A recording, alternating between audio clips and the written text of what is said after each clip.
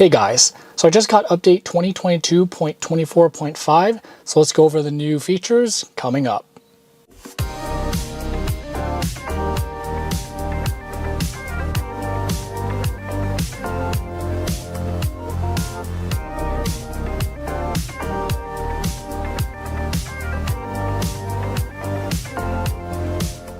So first new feature is Tesla Profiles. So finally, Tesla has integrated your driver profile to the cloud.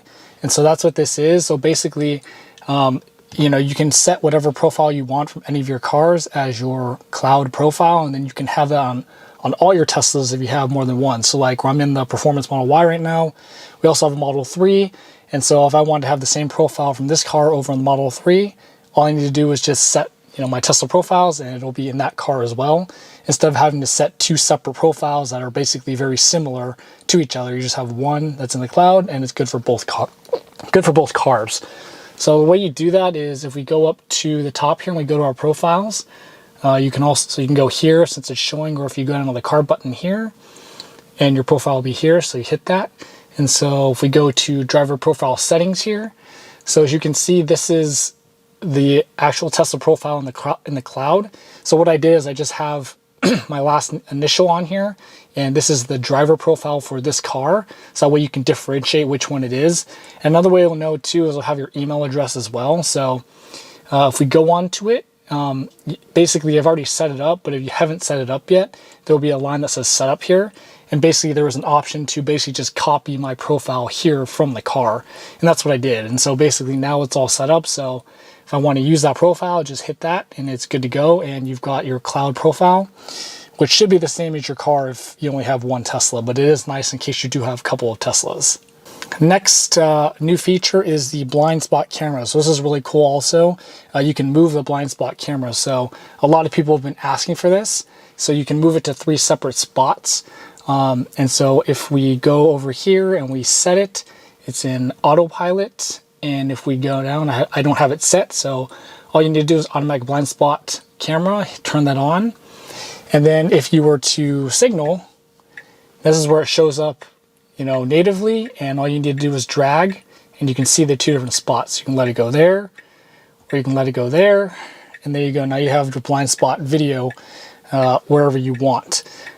Also note too, because you can move these around, what they did with the arrows is they actually moved them up here instead of being down here, because obviously this one's going to be in the way if you're using this one. So see this one too, so up there. So that's another new feature, which is really cool.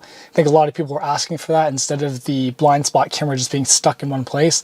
So now you have a couple options, and it's kind of nice if you're driving around and you want to see something on a certain part of the screen. Now you can, because you can move the camera wherever you want. Next new feature is the disable Sentry sounds. And so basically, a lot of people are not happy with, someone kicks your car and the car honks or something, or I'm not sure if the lights still light up if you turn this off. So to prevent disturbing neighbors, you can now disable the sounds made by Sentry mode. And so I'm going to assume that's just the honk.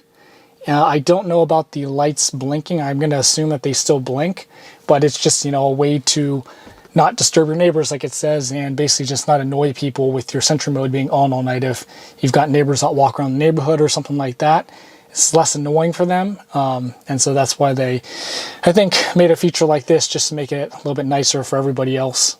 Another new feature is on your specific driver profiles for your car. It says any navigation, recents, or favorites will now be saved to the active driver profile. So basically, if you've gone to Krispy Kreme or something down the street, it'll save that, and so basically that way you can see it and find it easier if you frequent Krispy Kreme a lot or Starbucks or something like that. So I guess another nice to have, just a little feature they updated to make it a little bit more convenient for you. Another new feature that I don't have because I don't have premium connectivity is traffic along route. And so basically now if you're navigating somewhere, the car will actually give you traffic kind of awareness, and so it'll tell you, hey, on your route there's traffic in this spot.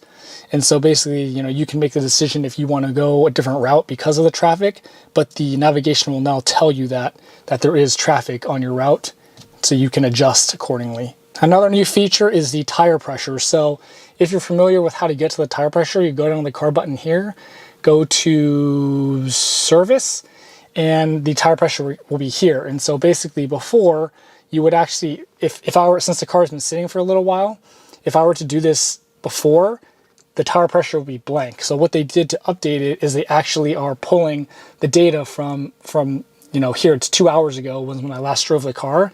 Now it's telling you the readings from 2 hours ago on your, you know, as your car is sitting here, instead of you actually having to drive around for these sensors to pick up your PSI.